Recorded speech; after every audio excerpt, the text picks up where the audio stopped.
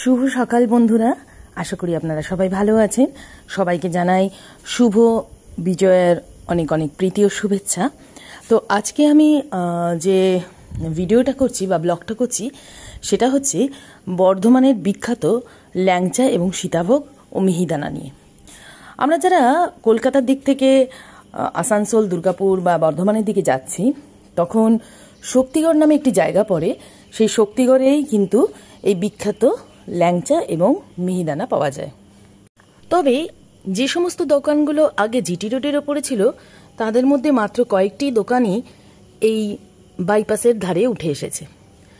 সেখানে হয়তো মানটা একটু ভালো হলেও হতে পারে, তবে এখানে কিন্তু অসংখ্য, প্রায় 100-রও বেশি দোকান কিন্তু এখানে রয়েছে এবং তাদের বিভিন্ন রকমের নাম।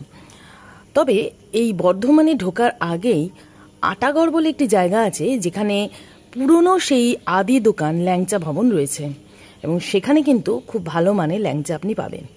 তবে এখানে ঘিয়ে ভাজা বা খোয়া ক্ষীর বেশি দেওয়া বলে বিক্রি হলেও মান কিন্তু সেরকম নয়। এরকমই একটি মুড়িয়ালাকে জিজ্ঞেস করে আমি একটা মিষ্টির দোকানে ঢুকে পড়লাম। এই মিষ্টির দোকানের মিষ্টি কিন্তু বেশ ভালো ছিল। নাম ছিল দোকানের ল্যাংচা মহল। এখান থেকে আমরা ঘিয়ে ভাজা সীতাভোগ, ঘিয়ে ভাজা মিহিদানা এবং ঘিয়ে ভাজা ল্যাংচা, যেটা খোয়া ক্ষীর বেশি, 15 টাকা পিস করে আমরা নিয়ে নিলাম। এটা 10 টাকা পিসের রয়েছে, 15 টাকা পিসের রয়েছে এবং 20 টাকা পিসের রয়েছে।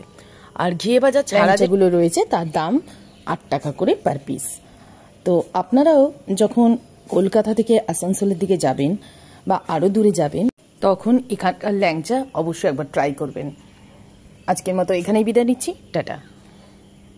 সবাই ভালো থাকুন, সুস্থ থাকুন।